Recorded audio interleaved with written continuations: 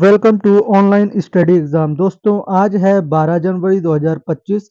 आज के दिन हम लोग वीकली करंट अफेयर्स की बात करेंगे। पूरे वीक में जितने भी इम्पोर्टेंट क्वेश्चन हैं उनको हम इस वीडियो में कवर करने वाले हैं। साथ ही साथ में इसके इम्पोर्टेंट पॉइंट को भी कवर करेंगे।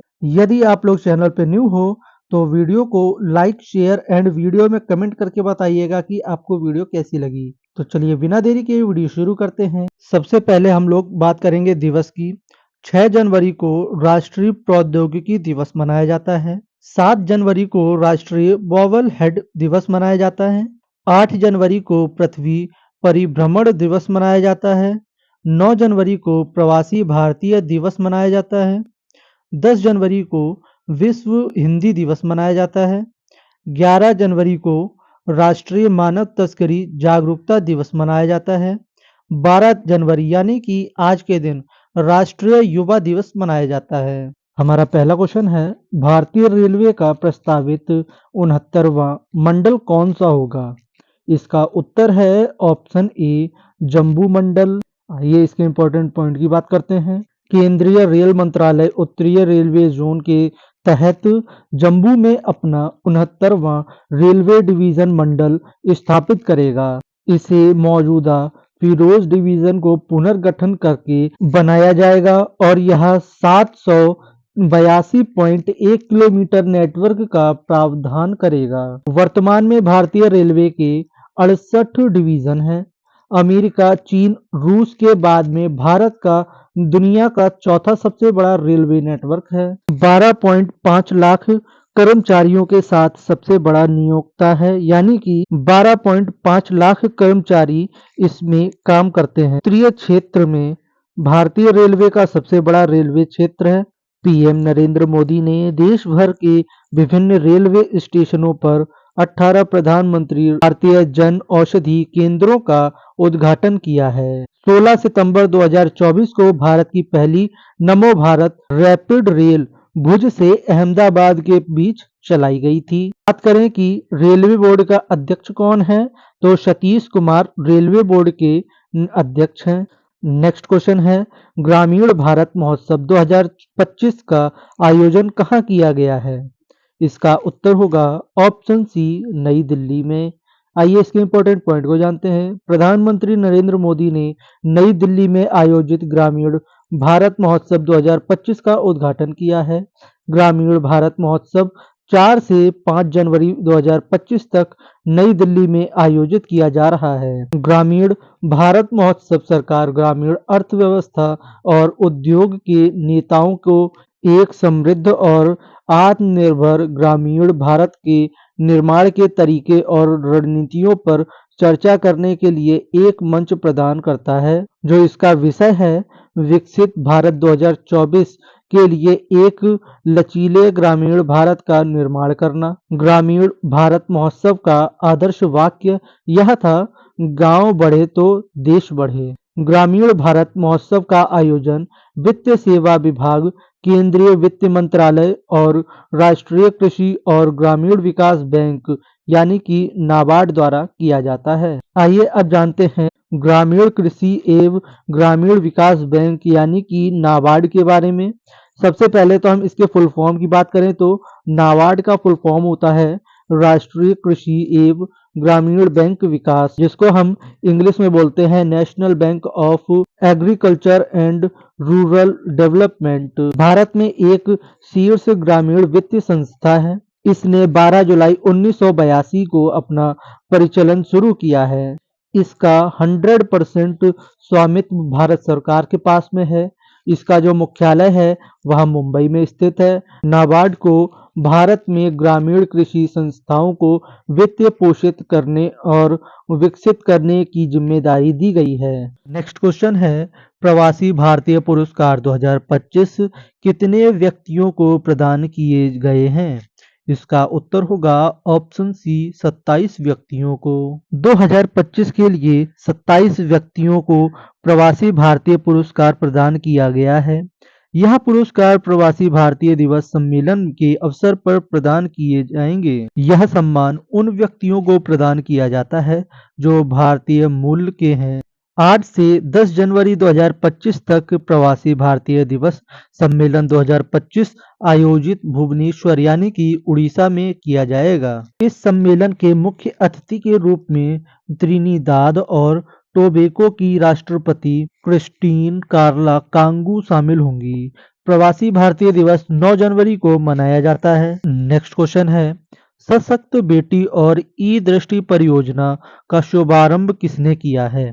इसका उत्तर होगा ऑप्शन बी, धर्मेंद्र प्रधान। आइए इसके इंपॉर्टेंट पॉइंट को जानते हैं। शिक्षा मंत्री ने सशक्त बेटी और ई दृष्टि परियोजना का शुभारंभ किया है। दोनों परियोजनाओं के तहत अनाथ बच्चों, एकल अभिभावक महिलाओं और दृष्टिबाधित क्षेत्रों को लैपटॉप और टैबलेट वितरित किए जाएंगे। उन्होंने दिल्ली विश्वविद्यालय एम्बुलेंस का भी शुभारंभ किया है। और नेक्स्ट क्वेश्चन है, हाल ही में किस बैंक ने हर घर लखपति योजना शुरू किया है? इसका उत्तर होगा ऑप्शन बी, एसबीआई ने। आइए इसके इंपॉर्टेंट पॉइंट को जानते हैं। भारतीय स्टेट बैंक ने हर घर लखपति योजना शुरू की है। हर घर लखपति एक पूर्व निर्धारित आवर्ती जमा योजना है जिसे ग्राहकों को 1 लाख या उसके गुणक राशि तक बचत करने में मदद करने के लिए डिजाइन किया गया है। साथ ही एसबीआई ने एसबीआई पैट्रॉन्स नामक एक विशेष फिक्स्ड डिपॉजिट यानी कि एफडी योजना पेश की है जो विशेष रूप से 80 वर्ष और उससे अधिक आयु के वरिष्ठ नागरिकों के लिए बनाई गई है। अब बात करते हैं स्टेट बैंक की स्थापना कब हुई थी। तो इसकी स्थापना 1 जुलाई 1955 में हुई थी।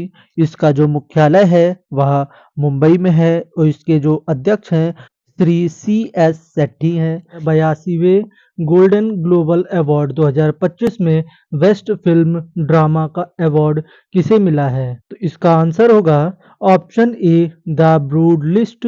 आइए इसके इंपॉर्टेंट पॉइंट को जानते हैं। गोल्डन ग्लोबल पुरस्कार अंतर्राष्ट्रीय फिल्म और टेलीविजन दोनों के उत्कृष्टता के लिए दिया जाने वाला पुरस्कार है।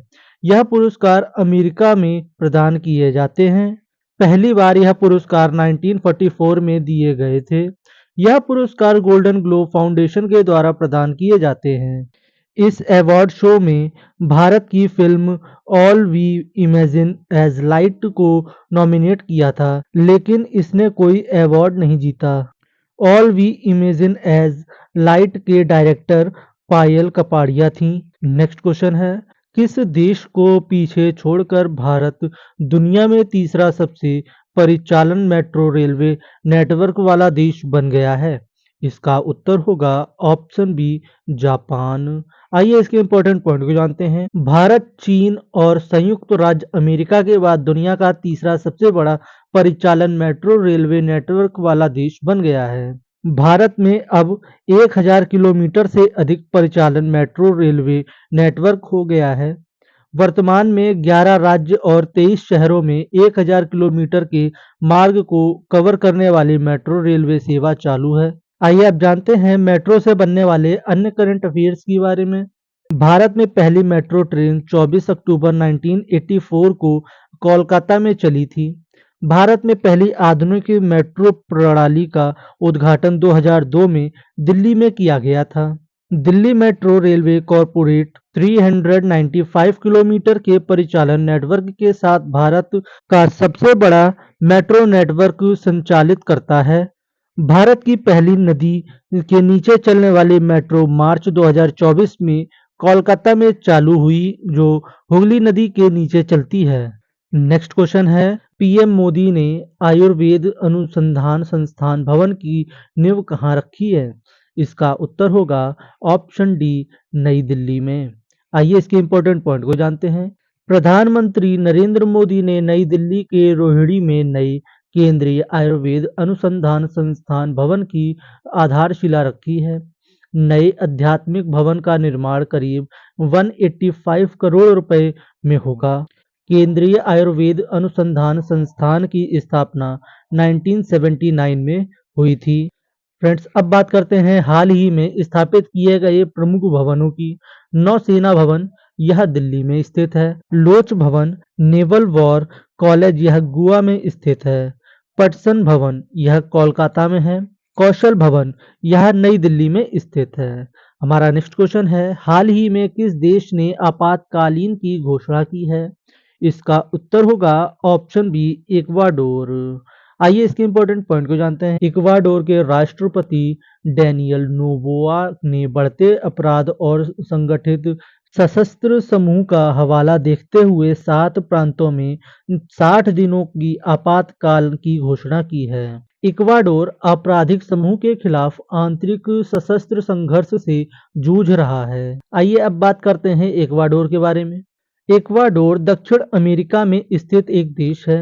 इसकी जो राजधानी है क्विटो है और यहाँ पे जो राष्ट्रपति हैं डैनियल नोबोआ है। इक्वाडोर के उत्तर में कोलंबिया, पूर्व और दक्षिण में पेरू और पश्चिम में प्रशांत महासागर है। जनवरी 2025 में आयोजित पहले खो खो विश्व कप 2025 का शुभांकर क्या है?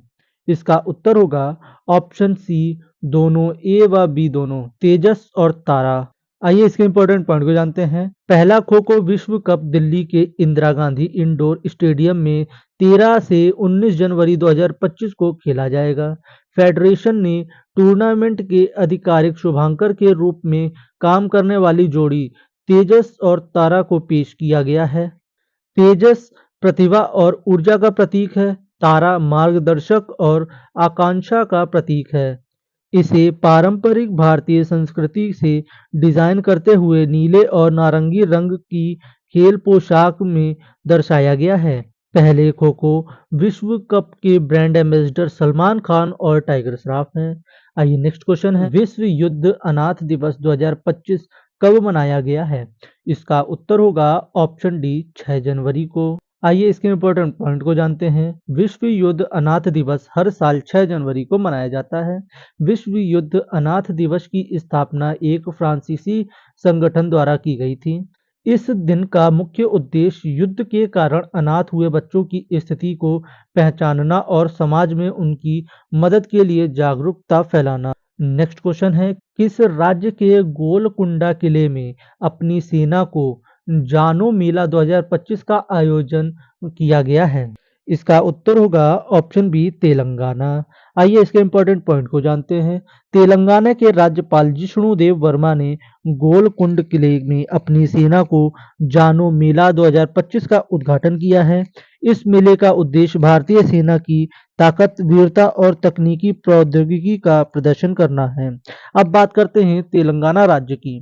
तेलंगाना की राजधानी हैदराबाद है। यहाँ पे जो मुख्यमंत्री हैं रेवंत रेड्डी हैं। तेलंगाना के राज्यपाल का नाम है जिष्णु देव वर्मा। लोकसभा सीट यहाँ पे 17 हैं, राज्यसभा सीट 7 हैं और विधानसभा सीट यहाँ पे 119 हैं। तेलंगाना भारत का 29वां राज्य किस वर्ष में बना? यह 2 जून 2014 को बना था। तेलंगाना राज्य पहले भारत के किस राज्य का हिस्सा था? इसका उत्तर है आंध्र प्रदेश का। हैदराबाद किस नदी के किनारे स्थित है? ये जो है मूसी नदी के किनारे स्थित है। ऐतिहासिक रूप से तेलंगाना का आंध्र प्रदेश के साथ विलय कब हुआ था? तो यह 1956 में हुआ था। तेलंगाना कितने राज्यों के साथ सीमा साझा करता है? तो यह 4 राज्यों के साथ करता है। कौन कौन से हैं? आंध्र प्रदेश, छत्तीसगढ़, महाराष्ट्र, कर्नाटक। नेक्स्ट है, कौन सी नदी तेलंगाना और महाराष्ट्र के बीच सीमा बनाती है? प्राणहित नदी। यह गोदावरी की सहायक नदी है। अब बात करते हैं तेलंगाना के त्योहारों की। यहाँ पर वो नालू, थोकम्मा, समक्का सरक्का, जाथारा ये त्योहार मनाए जाते हैं। किस आईआईटी ने एशिया की सबसे बड़ी शैलो वेब बेसिन अनुसंधान सुविधा शुरू की है? इसका उत्तर होगा ऑप्शन सी, आईआईटी मद्रास। आइए इसके इम्पोर्टेंट पॉइंट भी जानते हैं। अनुसंधान और प्रौद्योगिक जरूरतों को पूरा करने के लिए आईआईटी मद्रास द्वारा अपने थाईयोर परिसर में एशिया की सबसे बड़ी शैलो वेब बेसिन अनुसंधान सुविधा शुरू की गई है। यह तटीय और समुद्री इंजीनियरिंग में भारत की बढ़ती तकनीकी और अनुसंधान आवश्यकताओं को पूरा करेगा।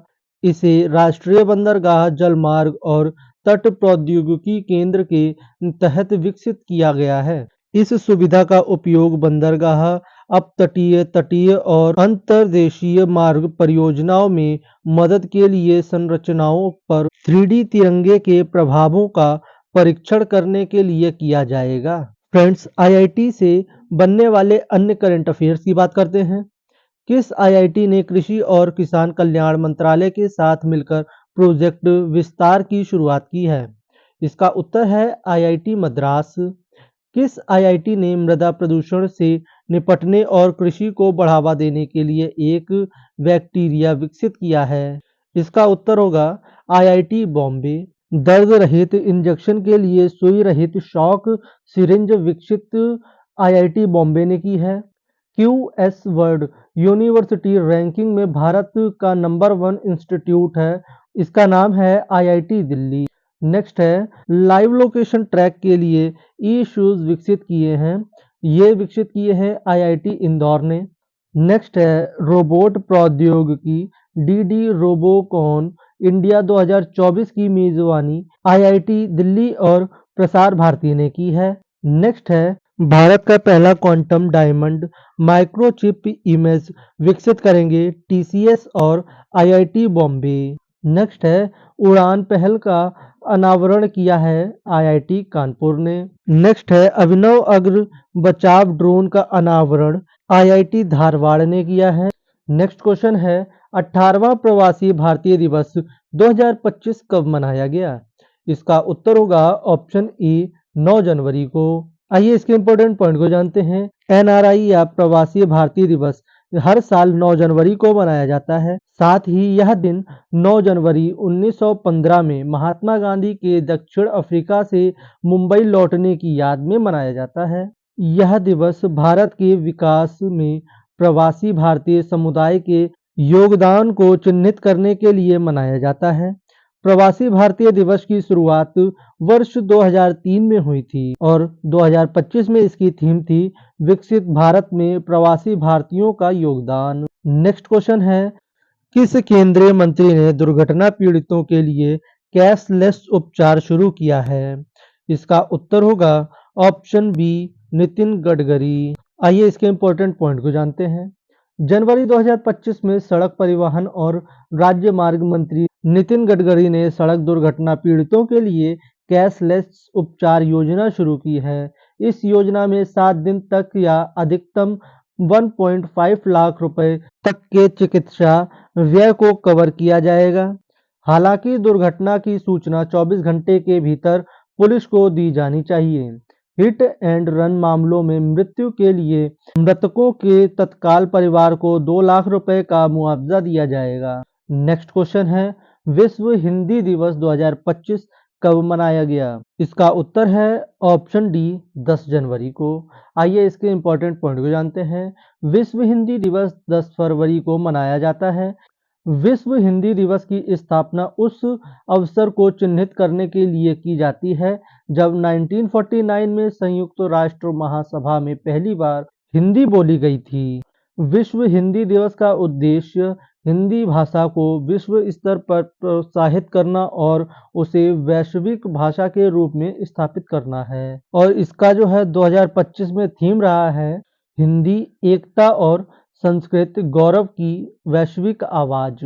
नेक्स्ट क्वेश्चन है इंडस फूड 2025 का 8वां संस्करण कहाँ आयोजित किया गया है? इसका उत्तर होगा ऑप्शन ए ग्रेटर नोएडा, यह उत्तर प्रदेश में स्थित है। आइए इसके इंपॉर्टेंट पॉइंट को जानते हैं। इंडस फूड 2025 30 देशों के 2300 से अधिक प्रदर्शकों के साथ शुरू हुआ है। यह देश की कृषि से खाद्य व्यापार प्रदर्शनी है जो 8 से 10 जनवरी 2015 तक ग्रेटर नोएडा यानी कि उत्तर प्रदेश में आयोजित की गई है। इसका उद्घाटन केंद्रीय खाद्य संस्करण उद्योग मंत्री चिराग पासवान ने किया है। वाणिज्य विभाग के सहयोग से भारतीय व्यापार संवर्धन परिषद द्वारा आयोजित इंडस फूड एशिया की सबसे बड़ी वार्षिक खाद्य और पेय व्यापार प्रदर्शनी है। नेक्स्ट क्वेश्चन है भारत की पहली ग्रीन हाइड्रोजन हब परियोजना किस राज्य में स्थापित की जाएगी?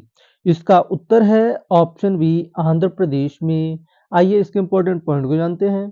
पीएम नरेंद्र मोदी ने आंध्र प्रदेश में विशाखापट्टनम के पास पुदीमदका में राष्ट्रीय हरित हाइड्रोजन मिशन के तहत देश की पहली ग्रीन हाइड्रोजन हब परियोजना की आधारशिला रखी है।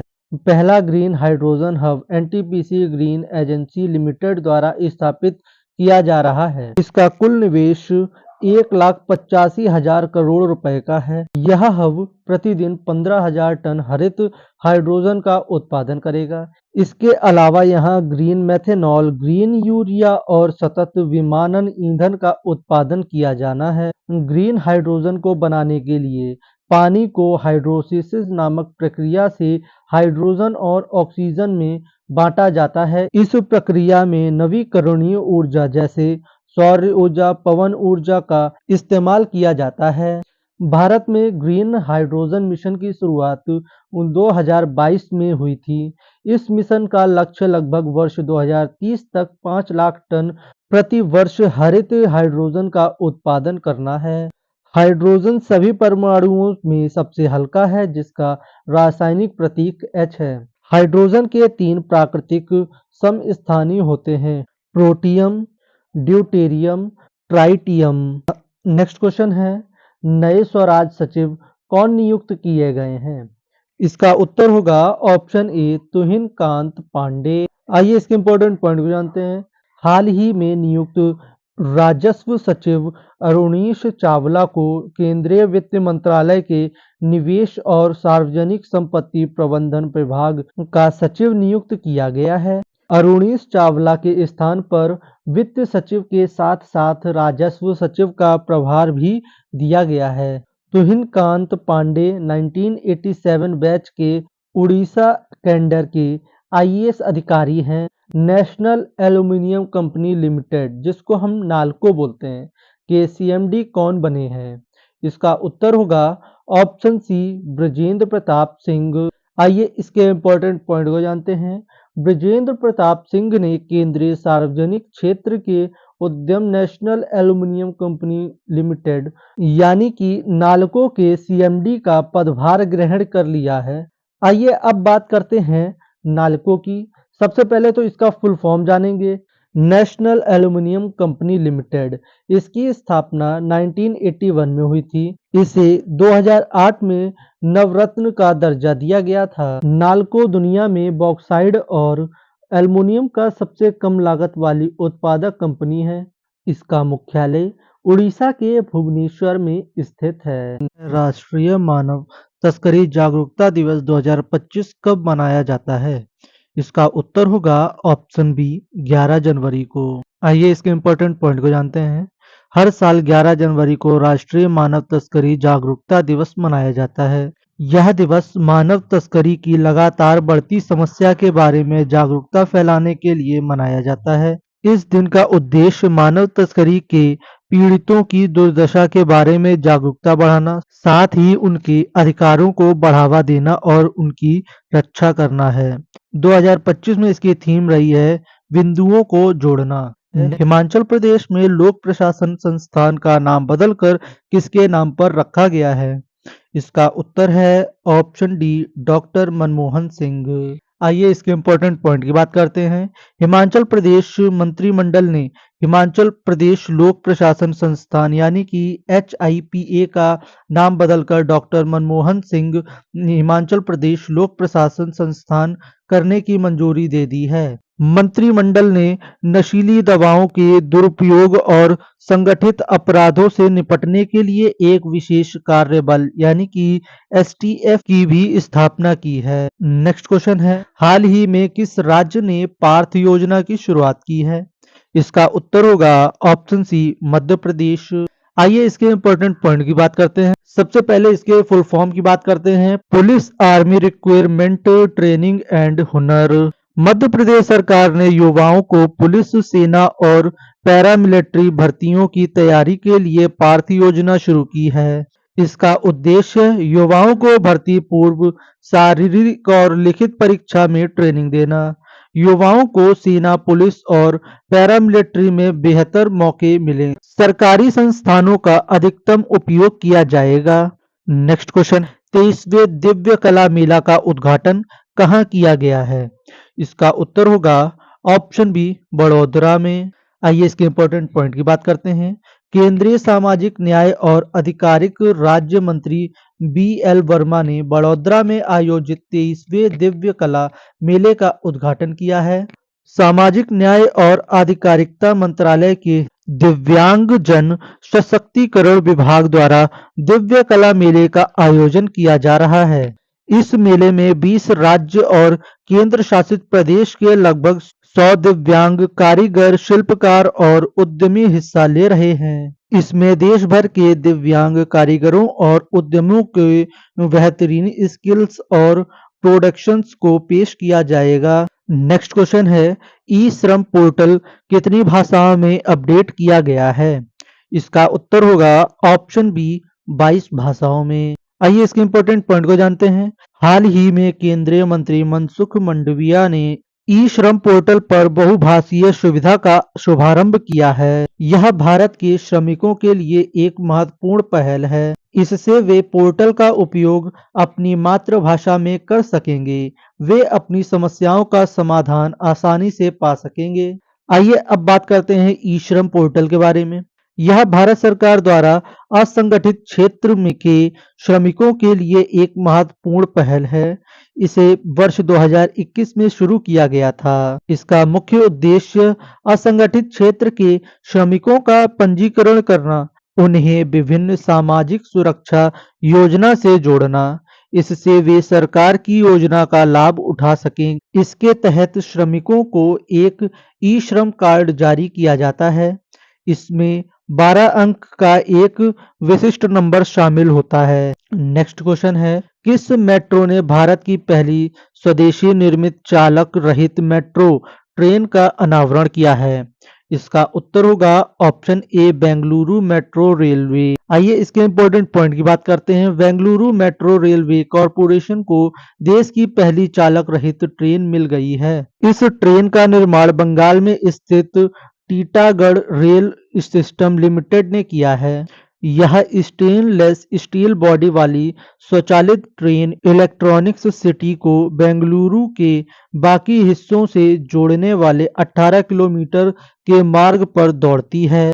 हमारा अगला क्वेश्चन है, कनाडा की अगले प्रधानमंत्री कौन बनेंगे? इसका उत्तर है ऑप्शन डी, अनीता आनंद।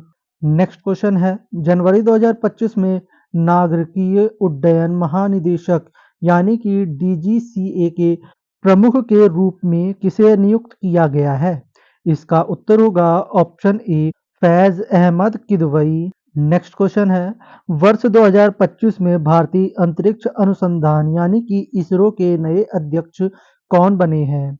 इसका उत्तर होगा option D, B Narayanan. Next question है, वर्ष 2025 में भारत की पहली तटीय और जल पक्षी जनगणना कहाँ आयोजित की गई है? इसका उत्तर होगा ऑप्शन ए, गुजरात के जामनगर में। आइए अब बात करते हैं गुजरात राज्य की। गुजरात की राजधानी गांधीनगर है। यहाँ के राज्यपाल का नाम है आचार्य देवव्रत। गुजरात के मुख्यमंत्री का नाम है भूपेंद्र पटेल।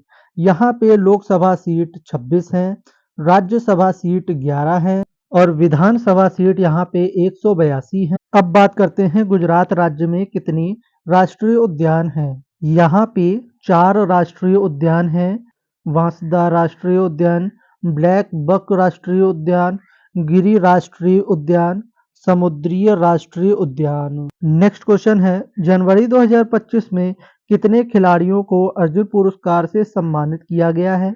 इसका उत्तर होगा ऑप्शन सी, 34। आइए इसके इम्पोर्टेंट पॉइंट को देखते हैं। भारत की राष्ट्रपति द्रौपदी मुर्मू जी के द्वारा 17 जनवरी 2025 को राष्ट्रपति भवन में 34 खिलाड़ियों को अर्जुन पुरस्कार से सम्मानित किया गया। साथ ही मनु भाकर, डी गुकेश, हरिमनप्रीत सिंह और प्रवीण कुमार को खेल रत्न अवार्ड से सम्मानित किया जाएगा। युवा मामले एवं खेल मंत्रालय ने 2 जनवरी 2025 को नेशनल स्पोर्ट्स अवार्ड 2024 की घोषणा की थी। 2024 में अर्जुन पुरस्कार मिले विजेताओं की ये लिस्ट है। आप इसकी जो है स्क्रीनशॉट ले लीजिएगा। इसमें 2 खिलाड़ी ऐसे हैं जिनको जो है अर्जुन पुरस्कार लाइफ टाइम के लिए मिला है। नेक्स्ट क्वेश्चन है, जनवरी 2025 में कौन सा देश आधिकारिक तौर पर ब्रिक्स का 10वां पूर्ण सदस्य बन गया है? इसका उत्तर होगा ऑप्शन ए इंडोनेशिया। आइए अब बात करते हैं ब्रिक्स की। वर्ष 2001 में ब्रिटिश अर्थशास्त्री जिम ओनील ने ब्राजील, रूस, भारत और चीन को मिलाकर ब्रिक्स शब्द गढ़ा था। वर्ष 2006 में ब्राजील, रूस, भारत तथा चीन के विदेशी मंत्रियों की बैठक में इसे औपचारिक रूप से प्रदान किया गया। वर्ष 2010 में इसे दक्षिणी अफ्रीका भी शामिल हुआ और इसका नाम ब्रिक्स से ब्रिक्स हो गया। भारत ने पहली बार वर्ष 2012 में ब्रिक्स की अध्यक्षता की। नेक्स्ट क्वेश्चन है, पीएम मोदी ने ग्रामीण भारत महोत्सव 2025 का उद्घाटन कहाँ किया है? इसका उत्तर होगा ऑप्शन ए दिल्ली में। नेक्स्ट क्वेश्चन है, जनवरी 2025 में केंद्र सरकार ने किसे आधिकारिक रूप से शास्त्रीय भाषा का दर्जा दिया है? इसका उत्तर होगा ऑप्शन बी मराठी भाषा। फ्रेंड्स, अगर हमारी वीडियो अच्छी लगी हो तो लाइक, शेयर एंड सब्सक्राइब करिएगा। मिलते हैं आपको नेक्स्ट वीडियो के साथ में।